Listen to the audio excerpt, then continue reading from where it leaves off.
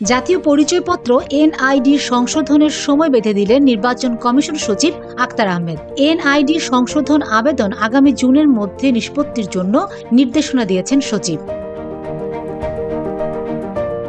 সম্প্রতি এনআইডি অনুবিভাগের মহাপরিচালক এএসএম হুমায়ুন কবিরকে এ সংক্রান্ত নির্দেশনা দিয়েছেন ইসি সচিব আক্তার আহমেদ। ইসি সচিবের নির্দেশনায় বলা হয়েছে 2011 সালের 1 জানুয়ারি থেকে 2024 সালের 31 ডিসেম্বর পর্যন্ত 3,78,000 এনআইডি সংশোধন আবেদন অনিষ্পন্ন ছিল। তার মধ্যে ক্রাশ প্রোগ্রাম করে 98,044টি আবেদন নিষ্পন্ন হয়েছে।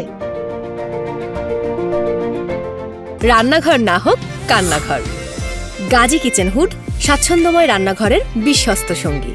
এছাড়া গত 1 জানুয়ারি থেকে 16 মার্চ পর্যন্ত আবেদন জমা পড়েছে 3,02,266টি।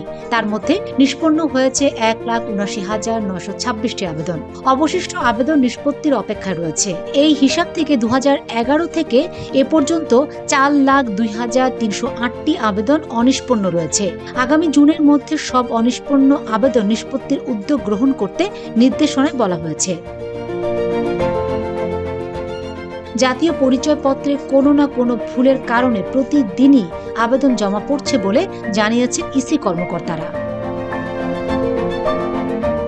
Fatema Shilu, GTV news.